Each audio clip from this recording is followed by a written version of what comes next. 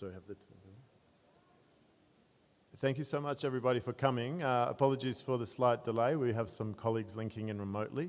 We'll commence in 2 minutes, if that's fine. Thank you for your patience. Okay, we can be turning the lights off and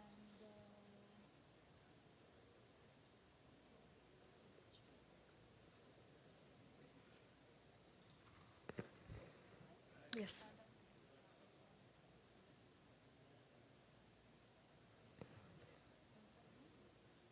I don't know.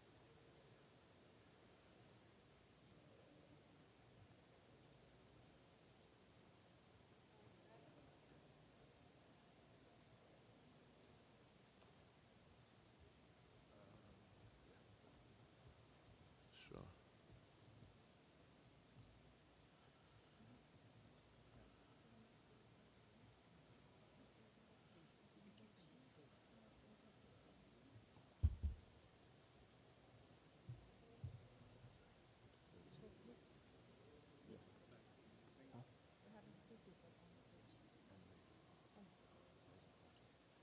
Okay. Thank you so much for coming, everybody. Again, apologies for the delay. This session is titled Socioeconomic and Policy Impacts of a Just Transition in MENA. We are pleased to have you with us here today in Riyadh and remotely. My name is Bradley Hill. I'm from the Islamic Development Bank, and I'll help you guide you through today's proceedings. As a summary, today's session will focus on joint work being undertaken by the International Labour Organization and the Islamic Development Bank, and forms a progress update prior to the launch of a knowledge product at COP28 later this year. Excuse me. Our schedule will begin with opening remarks from the Islamic Development Bank and then the International Labour Organization, followed by a presentation from Cambridge Econometrics, and finally a panel discussion and opportunity for audience questions. Without further ado, please let me welcome Mr. Saeed Hussein Quadri, Director of Resilience and Climate Action at the Islamic Development Bank, to provide some opening remarks. Thanks, Saeed. Thank you very much, Brad. Assalamu alaikum, everyone. It's a pleasure to be here, and we're very thrilled to have you all around, both in person and online. If you had joined us yesterday at the opening at the MENA Climate Week, you would have heard about repeated calls to understand and demystify and adopt fair and just transition. So one of the questions that we were asking is that how do we attempt to do that? So the notion of just transition, particularly from the MENA region, has been ambitious, is something that is not as well understood, and a lot of it is riding on. So to enable the shift to an economy that holistically addresses the direct and indirect impact of climate change and environment degradation on workers and the labor market, there is a lot for us to learn. From the MDB side, the multilateral development banks, all the 10 MDBs collectively got together last year at COP27 and published their principles of just transition. What exactly are those principles? How do we enforce them in our operations and financing? That's some of the things that we will come to later today. And just on the note from the Islamic Development Bank, we are developing our own just transition approach that we aim to release at COP28 later in the next couple of months, and we really appreciate the support of ILO in that.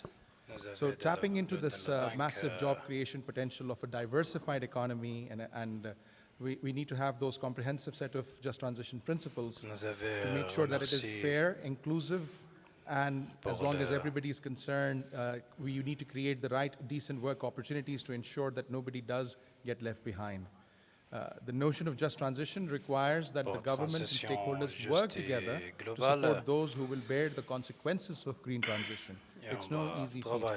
This is particularly important for workers in vulnerable situations, such as some of the most water-stressed regions here in MENA, who are likely to be disproportionately affected by this transition. We would like to thank our esteemed panelists who have joined in person, and we look forward to a fantastic discussion and conversations later on. Over to you, Brad. Thank you.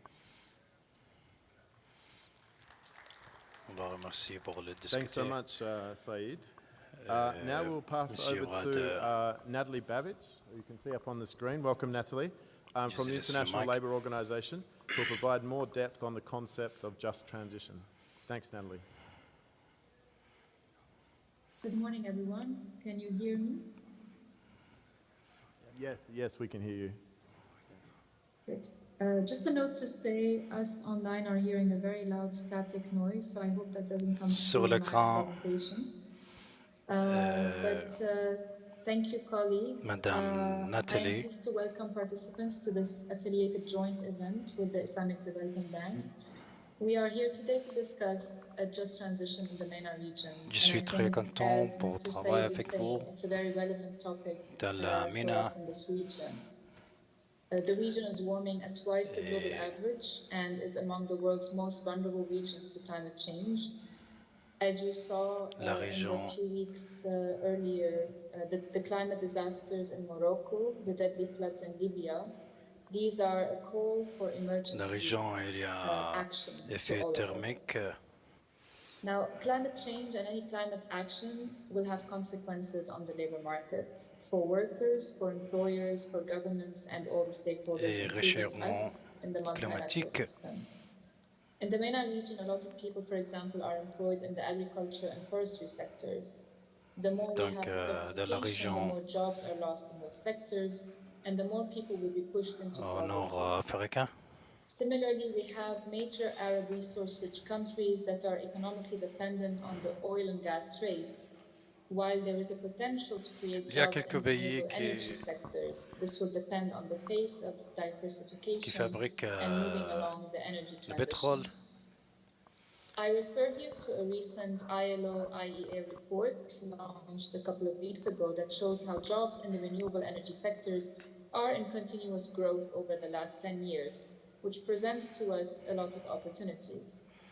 However, the challenges and the opportunities that I just mentioned are not equally shared, which sets the ground for why we need a just transition. I propose we start with a common understanding.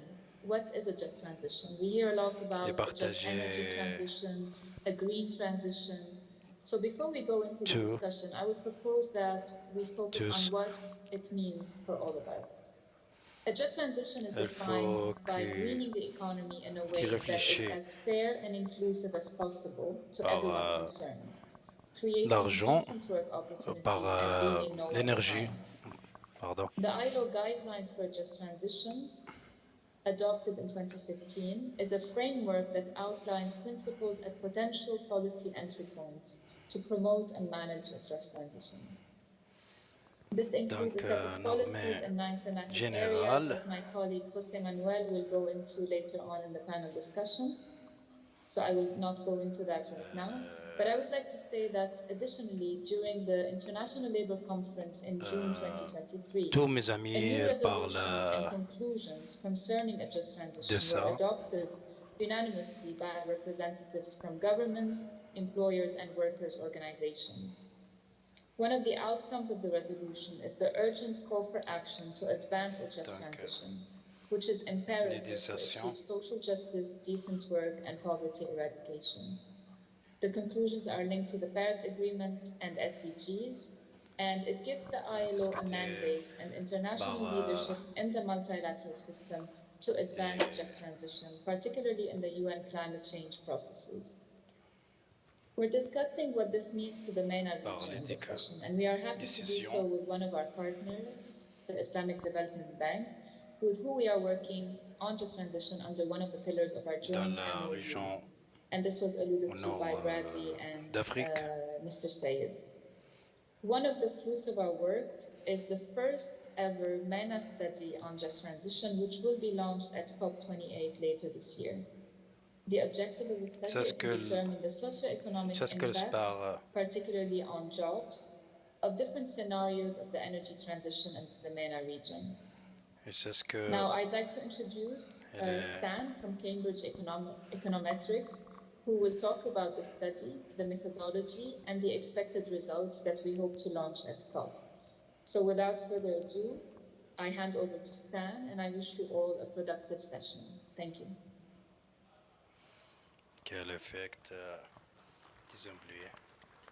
Thank you so much, Natalie, for joining us remotely. We appreciate that and for the introduction overview on just transition. As Natalie mentioned, our next presenter will also be remote, and then we'll move to a panel in person. So I'd just like to introduce Stan Van Hummelen, who is Managing Director at Cambridge Monsieur Econometrics. Stibian. And he'll provide a short overview of économique. the study that we're currently undertaking and which, as Natalie mentioned, we'll release at COP28. So Stan, if you can hear us, we can see you on the big screen here. Welcome to Riyadh. Thank you. Yes, I can hear you. I hope you can hear me, and it's an honor to be with you today, even though remotely. So I would have, of course, preferred to be in the Je same room, suis but that avec wasn't vous possible. avec plaisir Yeah, it's an honor to be with you and cette present conférence. the study that we are carrying out. J'espère que je suis avec with vous. the ILO on just transition for the MENA region, and so I'll be saying a bit more about that, about the objectives, the background, the methodology that we're using, Je vais parler and the way that the scenarios for the modeling are being designed. So regarding cet the objectives, objectif. so what we are aiming to achieve is to assess the socioeconomic impact, particularly regarding the job and employment implications of different scenarios of the energy transition in the MENA region. We focus on simulating different what-if scenarios rather than providing forecasts to indicate the range of possibilities and outcomes, particularly in envisioning a clean energy and green industrial growth trajectory to offset potential losses in oil and gas revenues in the region. So this is an important point. So we are using a simulation model rather than a model that is set up to predict what exactly the future is going to be by a certain point, which would be forecasting. And by comparing different what-if scenarios, we can then assess what the likely outcomes are if a certain policy or if a certain trajectory is followed. And we're interested in providing insights into cross-sector and cross-country dynamics that have significant policy implications. So every economy is slightly different in terms of its structure, in terms of the sectors that it's strong in, and in terms of the trade relations with other countries, etc. So impacts also vary across sectors and across companies, and we're interested in that. And we're interested in highlighting the potential role of policies that do not directly affect the energy system, but are critical in supporting the transition, covering several elements of a just transition. So it's not just about energy policies, but it's also about supporting policies.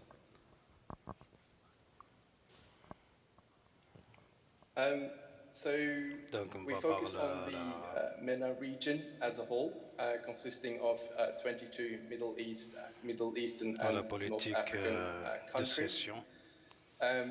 Yet we provide supplementary insights for the Arab states sub-region, and then also the largest constituent economies of the region, being Egypt, Saudi Arabia, the United Arab Emirates, Algeria, and Libya. And in terms of the scenario setup, so we develop policy assumptions at the MENA-wide level, using a bottom-up approach that takes into account country-level information. So in terms of the policy packages, there is homogeneity across the region, but the policy inputs into the model are tailored to achieve certain targets and announcements and pilot projects that have been made at the country level. And the job implications by sector are complemented by results for GDP and output by sector to explain economic interactions. So we're mostly interested in employment implications, but we also look at other economic indicators. A few words about methodology that we're using.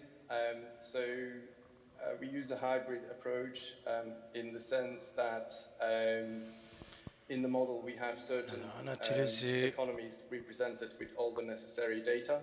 However, given certain data limitations, that is not always possible to have that detailed representation in the model for all economies.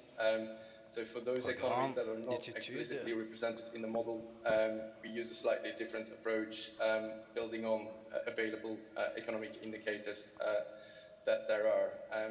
But in terms of the behavior of the economies, so those economies represented in the model behave dynamically.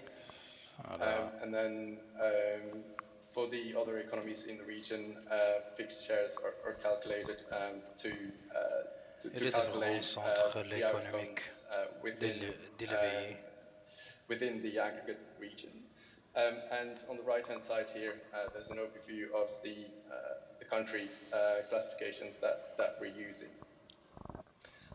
We're using the E3ME model, which is the model, the macroeconomic E3 model that Cambridge Econometrics has developed over several decades. It is a macroeconometric model designed to assess the impact, socioeconomic impact of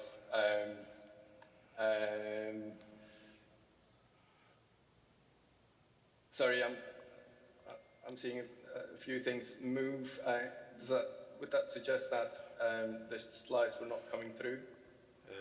Il y a impact économique. Okay. Thanks.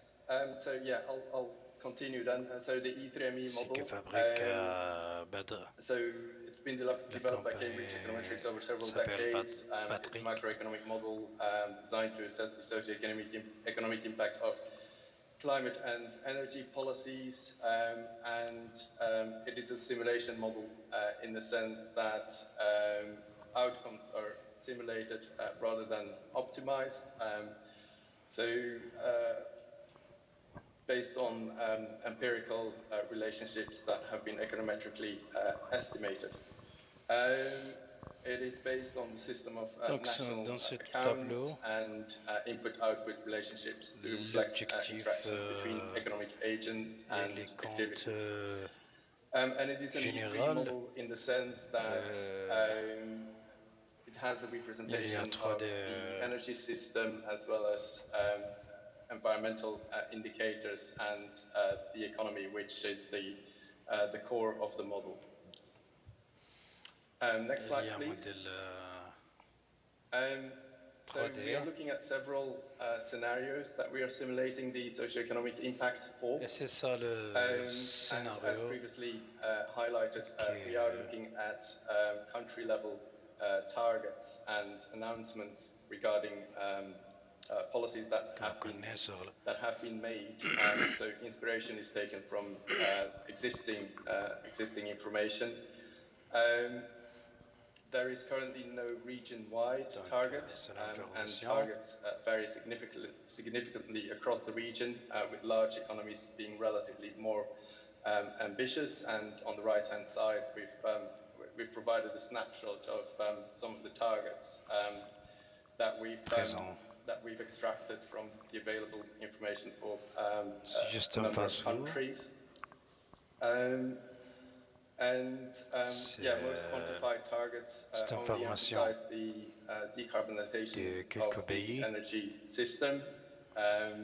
However, for some large economies, they have started exploring other areas, such as social and industrial policies to support the climate and energy transition, and they've set up pilot projects or country-specific targets around that as well. Concernant l'économie. And then finally, while the majority of policies so far have been implemented at the national level, a few regional policies have been set up to facilitate cross-country collaboration. And so this is the background information regarding policy context that we've taken into account to design the scenarios. Next slide, please. And we're looking at 4 different scenarios. So the first scenario is the current policy scenario, which is also the baseline to which the other scenarios are being compared. And the current policy scenario incorporates policies implemented in the MENA C'est la countries up première to the end of 2020, while not considering targets contexte that have been announced for 2030 or beyond. jusqu'à In the second scenario, we do look at those targets that have been set for 2030 2022. based on nationally determined contributions. So that is called the nationally determined contribution scenario. Assuming that countries in the MENA region deliver their unconditional NDC targets by 2030. If only conditional targets are announced, international support is assumed without specifying the source for that support to help fund renewable subsidies and energy efficiency investments. And for outside the region, we assume that countries also achieve NDC targets and their net zero ambitions. And then the third scenario is the strong industrial policy scenario, which sees the MENA region deliver net zero ambitions in terms of CO2 reductions by 2050. By scaling up all the policies that we also have in the NDC scenario and adding measures to facilitate the transition across the region in line with the global 1.5-degree pathway.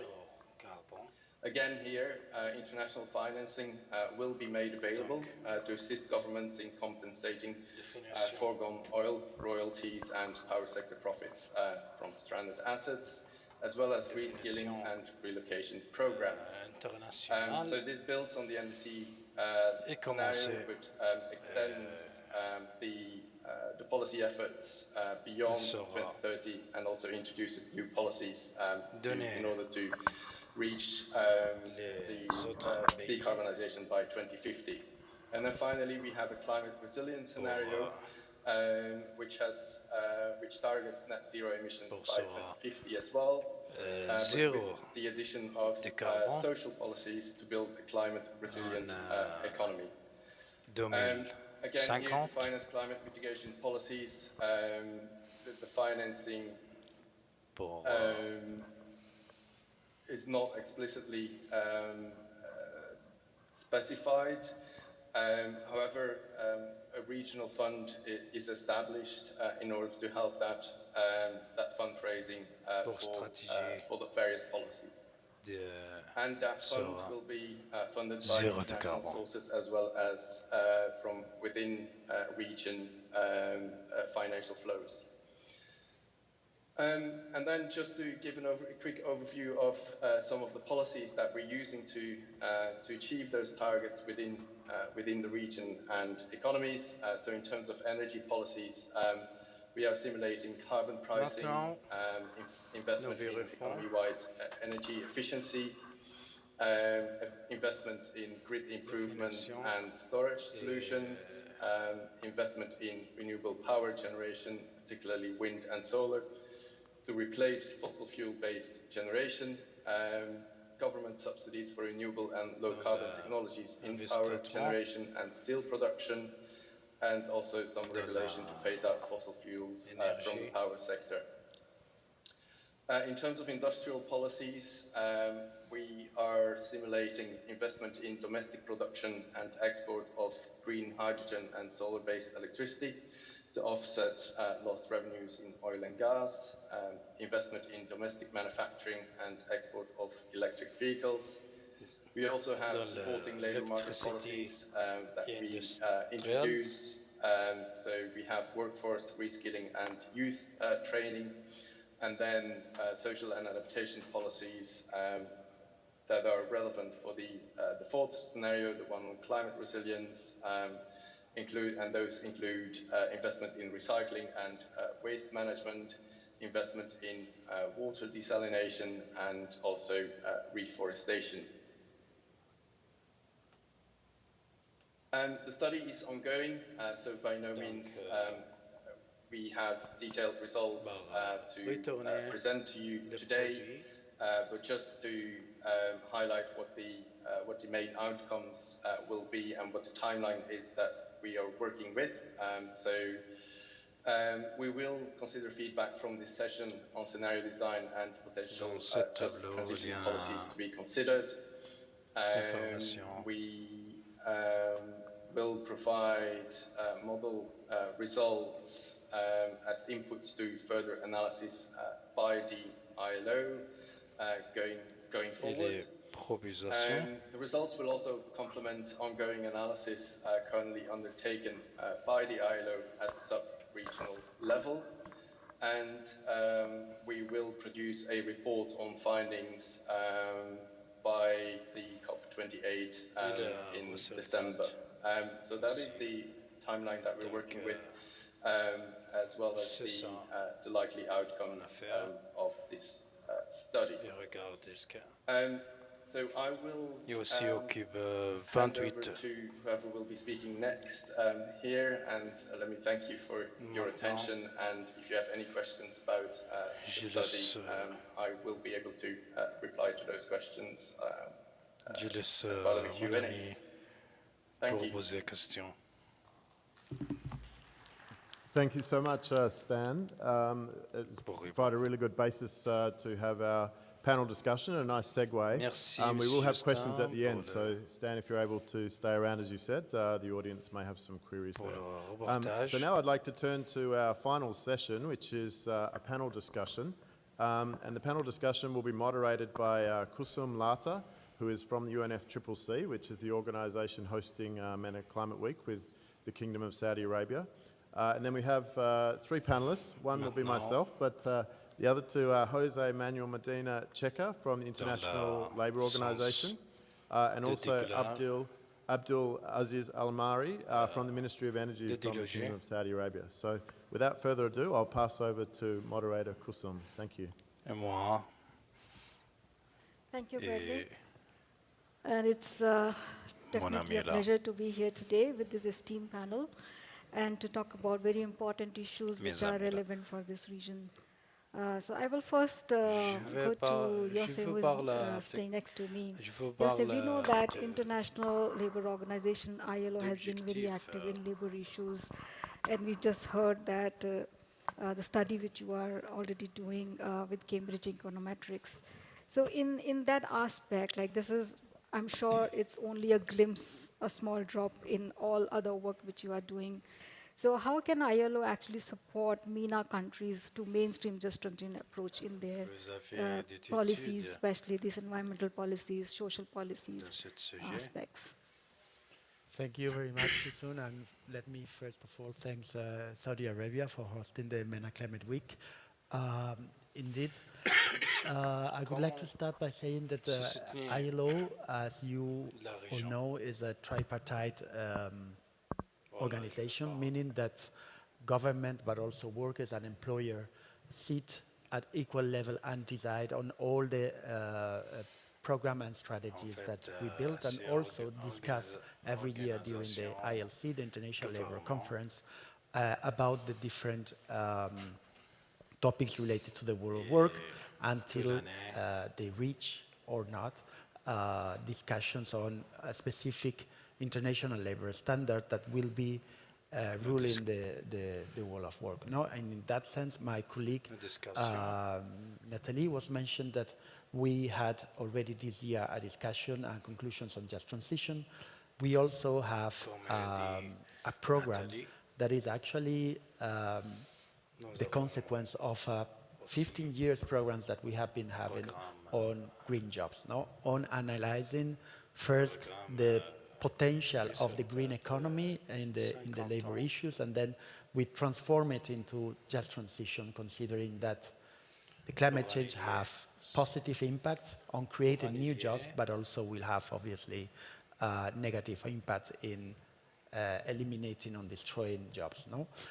Many of these, there is like a sort of a gray aspect as well, because some of these jobs will need to be also redistributed or transformed, no?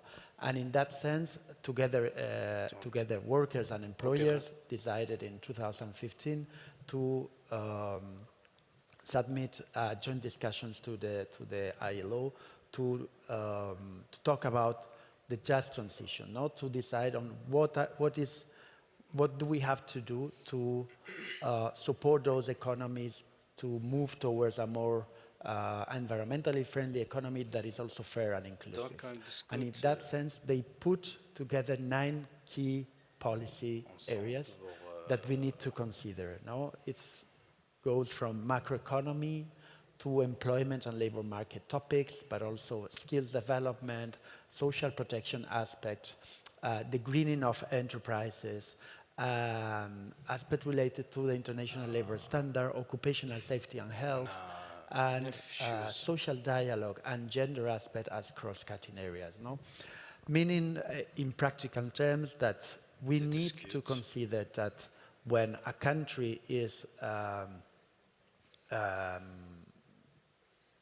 putting or deciding on specific climate change policies, they also need to take into consideration the impact of those many times not related labor issues on the labor, on the world of the labor and the employment.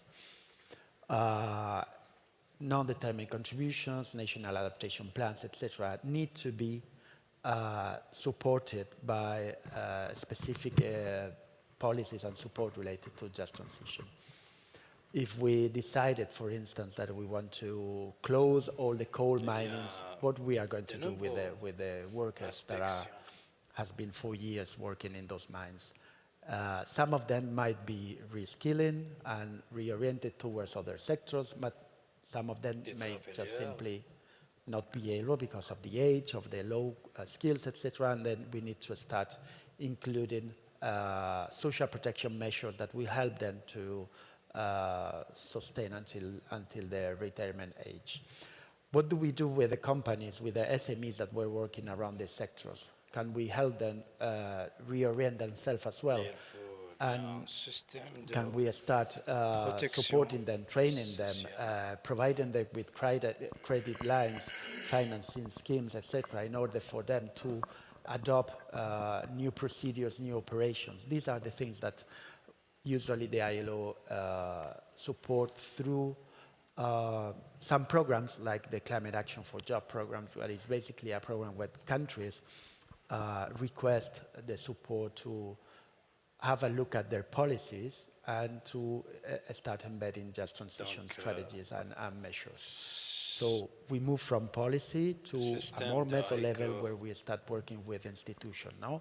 Greening TVET system, supporting a more enabled environment for the greening of SMEs, promoting a social protection mechanism that will enable those workers to transition, etc., etc. So we start by the policy level and then we move to the meso level to work with the agencies, ministries, etc., that are dealing with this topic.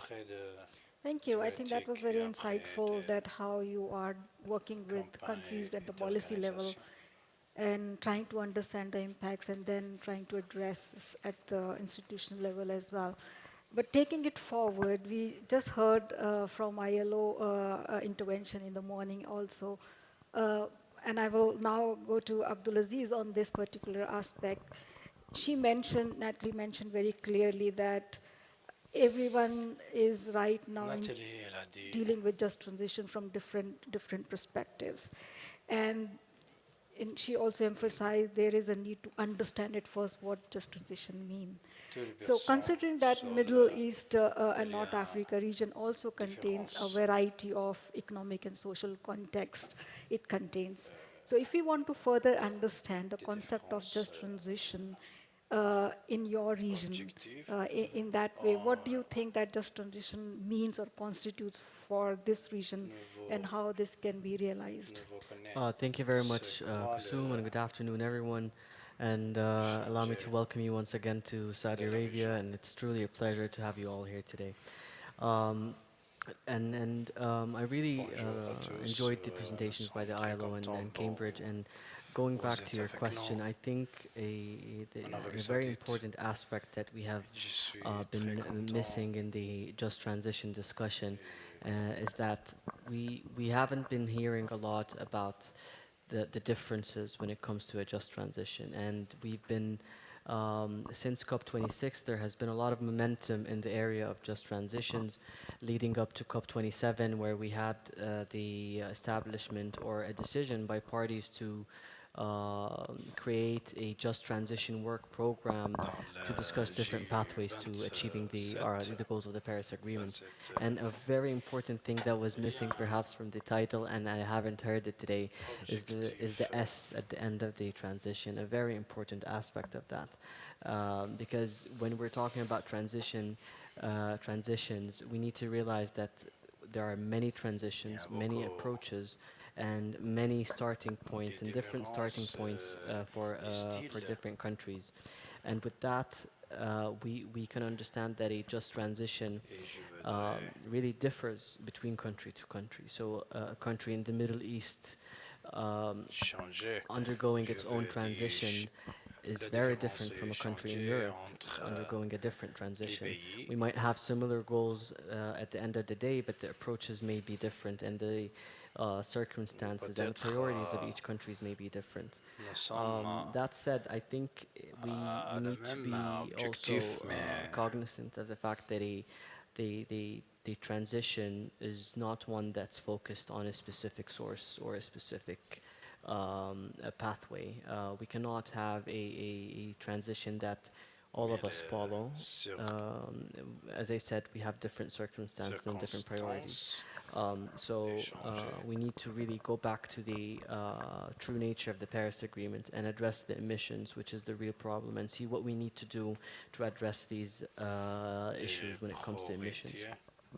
So in all, we need to have a pragmatic approach, inclusive policies, in a matter that reflects different realities and really approaches the delicate balance between enhancing the energy security of the region, achieving economic prosperity and climate action at the end of the day. All of which without compromising one for the other. This is why we were talking about inclusivity in our policies and in our approaches, because you don't want to be focusing on climate action and risking development of countries, especially developing countries, which are undergoing lots of development at this stage.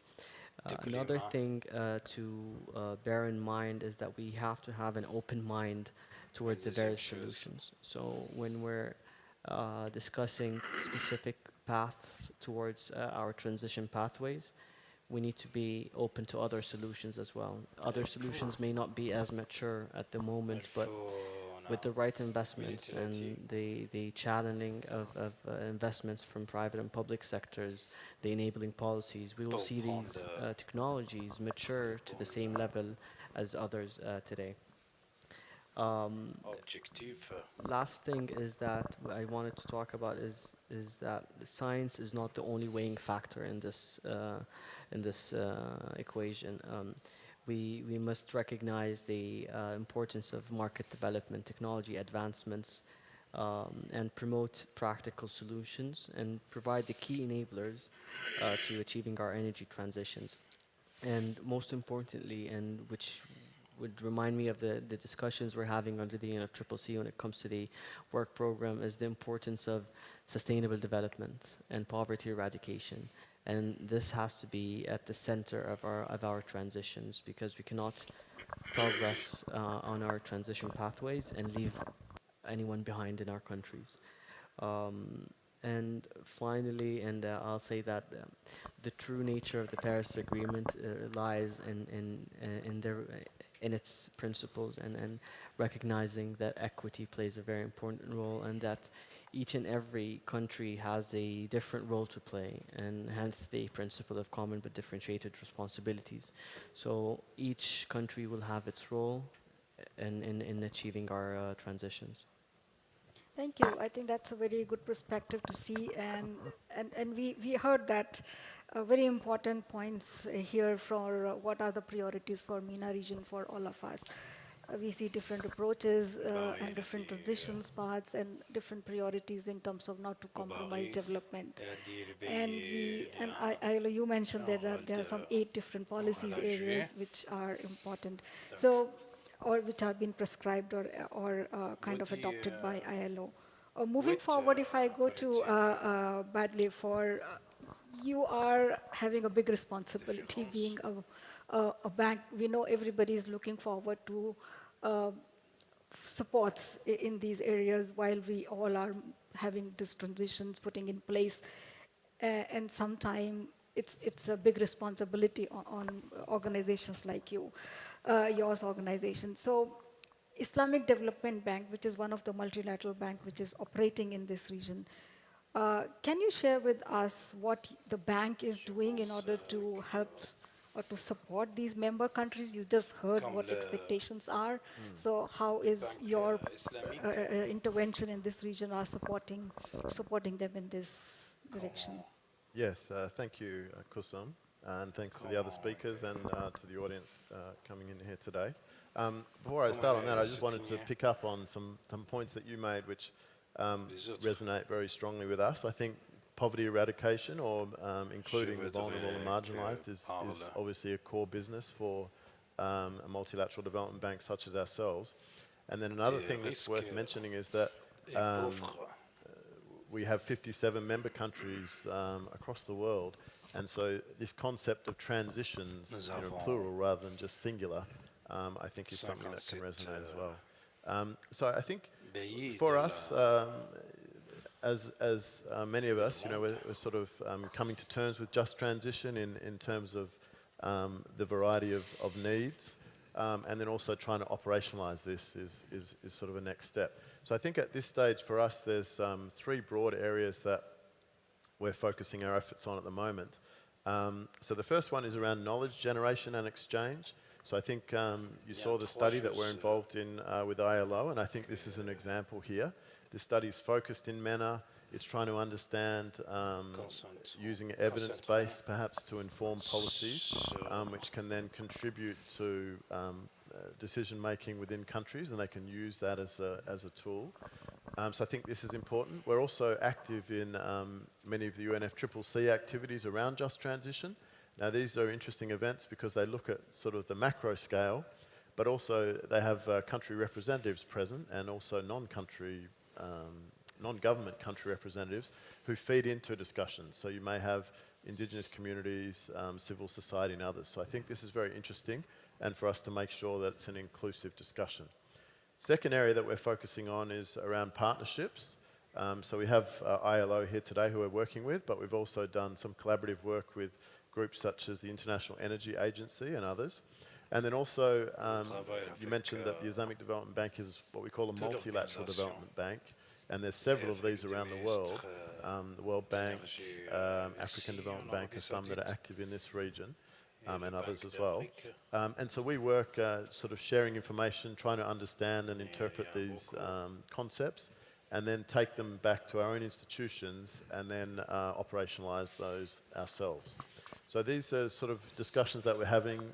We want to try to create some consistency or comparability, I guess, in terms of some of the approaches that we adapt.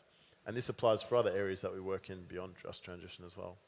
And then the final area that I think is sort of where the rubber hits the road is that we're starting to look at translating some of these principles into frameworks for us to work in. So for guidance in this sense, we use both external indicators. So for example, we're a signatory to the MDB Just Transition Principles, but also obviously NDCs, which are feeding into the study that was just described, and also long-term strategies. So these are country-derived guides that we can use. And then internally, we have our own organisational strategy, which runs from 2023 to 2025. And this has green, resilient and sustainable infrastructure as one of its pillars, and then also has inclusive human capital development as the other pillar. So both of those are very closely related to just transition. We also have climate change policies and action plan, and then sector strategies as well, because this does cut across more than just energy for us. It's also agriculture, transport, urban and others, and then thematic areas such as gender, youth empowerment, etc. So this is very important. We have internal and external drivers. So what we're looking to do is to launch a framework, hopefully at COP28, and for us this will support member countries in the MENA region, but also the diversity of some of our member countries who are all different stages of development. So we need to recognize this. Thanks. Thank you. I think, yes, you ended at a very important point, development, because development is a priority, and we do not want to get into a situation where the climate actions comes at the cost of development, especially for vulnerable groups of community, and where the discussion we are having here today to avoid those kind of situations. And so with that, I come back to Jose, that we heard now what priorities are, and we also heard how important this issue is for the region to have different kind of transitions in this in MENA region in itself. So if we go a little bit more specific on knowing these priorities and different transitions which are required, different pathways which have been required even within the MENA region itself. So how do you think that, what kind of measures in the MENA region could be taken in order to greening SME sector? Because you touched on SME sector in your last intervention, so a little bit more on that. Yes, thank you. Actually, I think I've heard it a lot during those days already, that we need more data, more research focus. No? In ILO, we provide and we support countries on conducting their own research and to include the just transition angle. One of the tools that we have been promoting and actually being implemented in this moment in Algeria, partially Morocco, Tunisia, Egypt, Jordan, is the Green Jobs Assessment Model. It's an econometric model that helps governments to take informed decisions about the impact of the climate change policies in the world of work. It's similar like the one that Cambridge Econometrics was presenting today. This one is basically targeting the energy. The other one is broadly. With regard to SMEs, we need more research. We need to support the countries on conducting more research. We need to support the employers' organizations as well to reach their members, to have a more direct dialogue with the members that will help influence the government to take decisions and policies that will enable the environment for the greening of enterprises and SMEs. And moving to particularly what an SME might need, usually business development services are providing training, mentoring, access to finance, etc. Those kind of services will need to evolve as well. We will need to orient our SMEs to better understand their challenges, but also their opportunities, help them having access to technology, new know-how, new research areas, promoting collaboration with them, and obviously continue supporting access to finance. And in that sense, I think the increase in commitment from MDBs on supporting just transition is of relevant importance. Working with BDS providers means that also themselves, those who are advising the companies need also to upgrade. And in that sense, we also provide some support. No? We have a big program that is targeting today more than 50 million beneficiaries worldwide. That is called Start and Improve Your Business, and we have already started greening these programs now, seeing how those more than 300,000 trainers that are ILO certified on this program can upgrade themselves and can better understand the challenges and the opportunities in the green sector, in the green economy, so they can support their startup or their micro-entrepreneurs to maybe born as green as possible, to change their operation or to use different raw materials or to just simply have the energy efficiency embedded in their whole services. Okay, so maybe taking this further with Abdul Aziz on that particular aspect. Abdul, you heard that ILO is providing some kind of green job assessment models for understanding these impacts on employment part of it. But I understood Saudi Arabia, or not Saudi Arabia, you in your initial intervention mentioned that you see this a more wider and there are different transitions and not specific only to this aspect. So linking these things, how do you see what are Kingdom of Saudi Arabia's plans, perhaps in short term and long term, to address just transitions, pathways in your context, in your country context? Yeah, thank you very much, Kusum.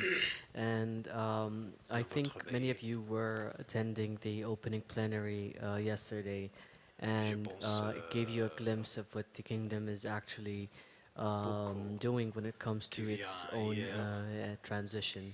And perhaps I'm going to touch very briefly on a number of areas, but also looking around the MENA week and the different zones, you can go through different areas where you're going to see what's happening in that area in terms of the transition, whether it was in hydrogen or CCUS projects, or what the youth are doing and the role in their transition.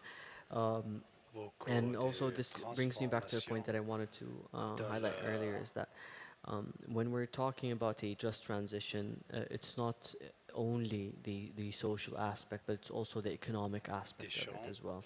And only then can we really achieve a true and just and inclusive transition. So going back to the kingdom, for the Kingdom of Saudi Arabia, we're sparing no effort when it comes to our energy transition. Through the implementation of the circular carbon economy framework, it's an inclusive, pragmatic, and cost-effective framework that's going to enable our long-term climate ambitions, and also short-term and long-term development plans, along with our supporting our Vision 2030. And what we did over here is we looked at the real enemy, which is the emissions, and how can we address this. So this framework looks at it, and it recognizes the urgency of energy access to all, as well as tackling our climate challenges and to ensuring that we leverage every effective tool, option, technology that we have at hand. And also what we're doing when it comes to the CCE is that we're advancing our renewable energy capacity. We're accelerating the utilization of new and emerging technologies, including technologies that abate and remove emissions, and as well as the role of future fuels.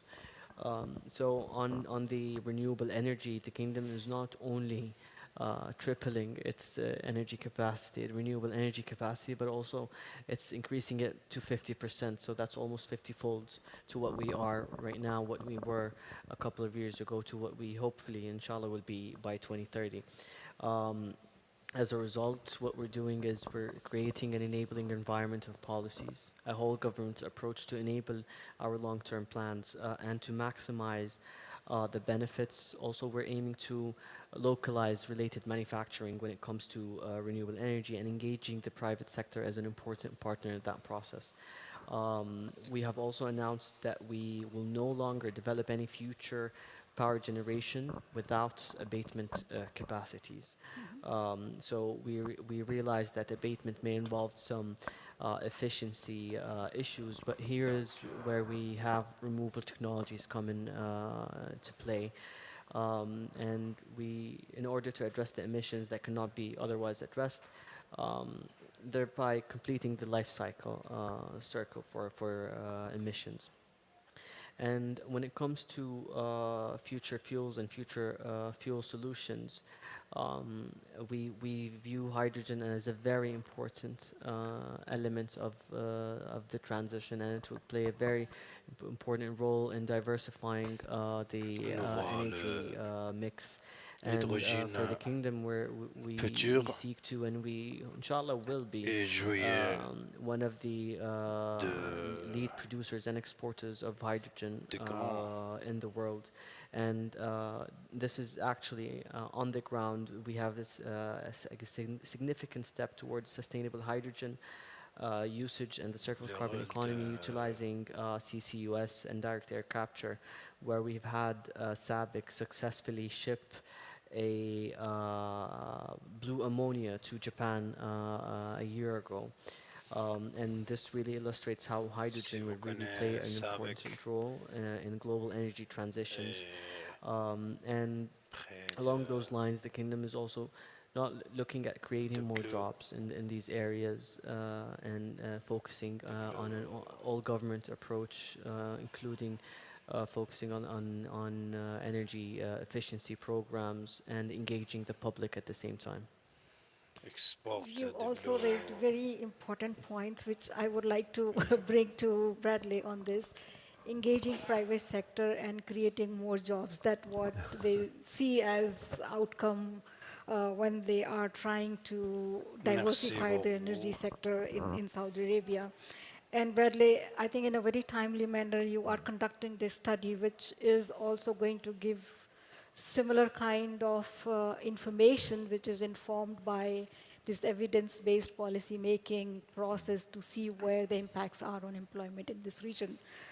So how do you see that the results of this study, which you are undertaking with Cambridge Econometrics, can have its future in the COP28 and further to influence this kind of decision making in the region? Yeah, thank you so much. As I mentioned in the first response, we're in the stage of knowledge generation and exchange, partnership development, and then also looking to develop a framework for ourselves internally. I think if we look forward from there, one of the areas where this study can certainly feed into is improving or informing engagement with our member countries in terms of policy dialogue, and also ultimately for us as a development bank in terms of investment as well. So in this sense, we're very excited to learn the findings from the study and to use that as an evidence-based approach. I think one thing to recognise is that the study may uncover both opportunities but also trade-offs, and I think we need to be aware that both are possible. But this is all part of the process, I think. So for us then, the next step would be to integrate this into what we call membership or member country partnership strategies. So these are engagements that we have with our countries, and they talk about future needs. And so we can, if they're not already bringing the issue to us, we can introduce it to countries for consideration. And then I think ultimately we want to then be either integrating just transition principles into mainstream projects and or developing projects which are focused just around just transition themselves. So just to finish off, I think as a bank, we're looking at different financing modalities. So we have our traditional lending modes, but also our president yesterday in one of the plenary sessions talked about the importance of just and fair transition, I think, which is very important. But also he talked about some innovative financing modalities, for example, around green sukuk or sustainability sukuk, which could include just transition investments and which have been quite successful to date. So I think there's opportunities emerging and we look forward to engaging both the public and private sector on this journey. Thank you. That's great. So I think we heard some interventions from different perspectives from how ILO has been supporting, and together with Cambridge Econometric and with ISDB, how the evidence-based policy making work, empirical work has been done to influence or impact. And we also heard some country-specific views on about what just transition means. We would just like to see if there is any question before we conclude the session. Est-ce que vous avez des questions? Yes, we see a question over there. Fini. Il y a une question là.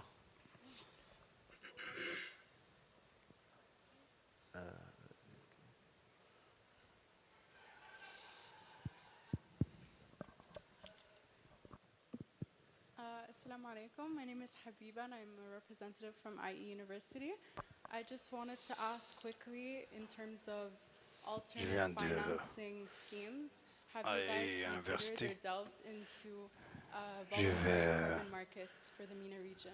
poser la question de We'll financement. take one more question here. Financement. In the front row. Okay, thank you so much. My name is Fatima Ahmed. I'm from Sudan. I'm representing grassroots women organization called Zainab for Women Development organization, and actually we are one of the winners of the Islamic Development Bank Women Prize in 2012. I really, when I saw the presentation, I was so panicked because MENA is not homogeneous. I mean, it's really big diversity in MENA region. But I find some answers for my concerns from Mr. Abdelaziz, because really he mentioned what I wanted to say about how it comes, I mean, country like Sudan. Sudan is not poor. We have resources, but unfortunately, mismanagement and corruption and all that. But the reality is so bad. People under poverty. I mean, this is before the conflict. So I think it's very important to put in our considerations the reality when it comes to policies for transitions, and I like the S also, because it's really different layers. And I hope in this kind of dialogue and discussion to involve the grassroots and women use from the ground. So because they have good reflection of what is going on, and they might shape these policies in a way that is fair for those communities. Thank you so much. Thank you. So I see our clock is ticking, so maybe Bradley, this question is more an investment. Maybe you would like to take this up. Yeah, thank you, and build on some of our discussions that we had yesterday as well. Yeah, thank you for the question. Yeah, we're certainly interested to look at different financing options. I think in terms of carbon market, you might know some of the discussions that are going on around Article 6, which are developing, sort of picked up in pace recently. So we see that we're monitoring this and engaging in this as well. So these are areas where we could look in the future. In terms of, to be honest, I am more of a climate technical person, so I'd have to defer to some of our private sector colleagues. But I know that these are things that are being explored by different colleagues. But I might have to come back on some of those details. And I know you mentioned yesterday doing a study sort of looking at some of the regional opportunities outside this region. But we spoke about whether potentially there could be work that could be done in MENA, because I think there is a need there. So yes. And just on the point at the end there, I think I mentioned we have 57 member countries, and they're all very different. So some of them are fragile and conflict affected. Some are focused on energy access. And some are more energy intensive. So I think any just transition, I think the plural form I think is very appropriate, because this needs to be country and context specific. Thanks. Thank you. And any last words? I would just quickly add and touch upon the carbon markets. We have just launched, His Royal Highness Prince Abdulaziz bin Salman, Minister of Energy, has launched today the GCOM, which is the greenhouse crediting and offsetting mechanism today, which has become fully live and operational. And on the second question on involving everyone in the society and involving the youth, and I'm privileged and proud to say that we are doing it in Saudi Arabia, in involving the youth early on in the process, in the decision making, and in the Ministry of Energy, for example, where I work, many of the my colleagues are below the age of 30, and they are very much involved in the decision making process. in the planning and strategic planning process within the ministries that drive the policies for our transition, whether in renewables, nuclear, in the carbon markets, in the climate change and sustainability. So wherever you look, and you'll find this replicated not only in the Ministry of Energy, but throughout the country as a whole. Thank you. Yes, we heard about this initiative yesterday and also today as well. So we really look forward to know more about this and how it really operates. And coming back to this, just to concluding this session, I think we had some very good views mentioned here today, and just contributing a bit, like if I reflect on this work from last couple of years, I think this has been growing very well in good direction, and this green jobs assessment model has been used and benefited many countries. But also we have to keep in mind that many a time when these kind of studies are being done for developing countries, the biggest challenge is the data. And I would really like to hear more on this study which is being done now. Whenever we want to see the impacts on the employment in MENA region, that also means that we need to have a lot of details to have a more realistic understanding who is impacted and how and where the jobs are being created. So that is a very important aspect which need to be considered as well. And we heard also from Cambridge that there are also scenarios which are going to talk about investments scenarios, and that means there are some presumptions or assumptions which are being done that investments are going in these sectors. But I also understood from ISDB that if we want to see where investment has to go, that means very little we should influence where the investment is already going, but to see where investment is required. So in a current manner, if we see that NDCs are being implemented or actions are being taken, and then we see the shift of economy from one sector to the other, which is a cross-border impact as well. A lot of time it's not country-driven, but coming from other countries, and that has impact on economy. And that also educates us like where investment has to go, so that we can shift the trend to a different direction if we want to. So that's also a very good element to consider here.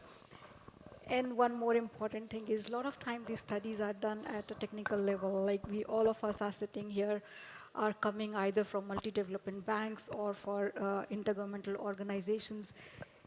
And there is a current gap, like how these results are actually owned by countries in order to influence their policies. And that's why it's very good that we have Kingdom of Saudi Arabia represented here.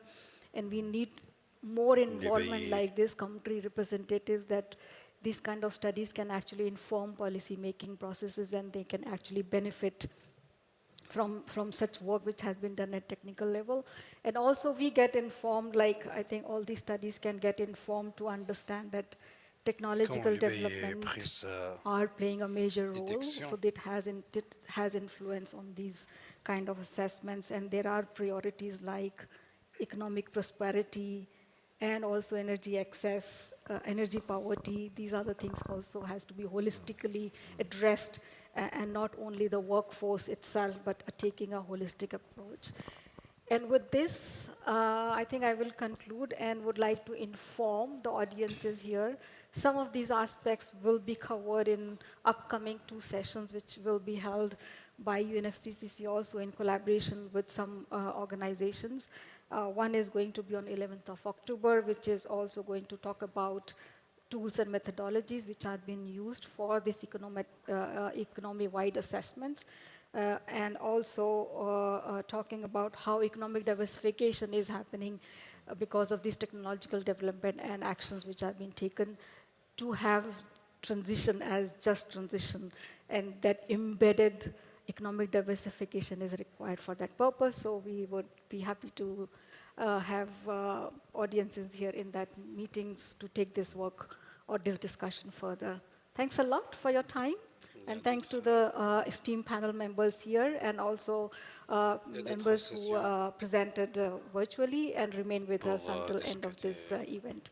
Thank you so much. Thank you, Tiffany. Merci beaucoup.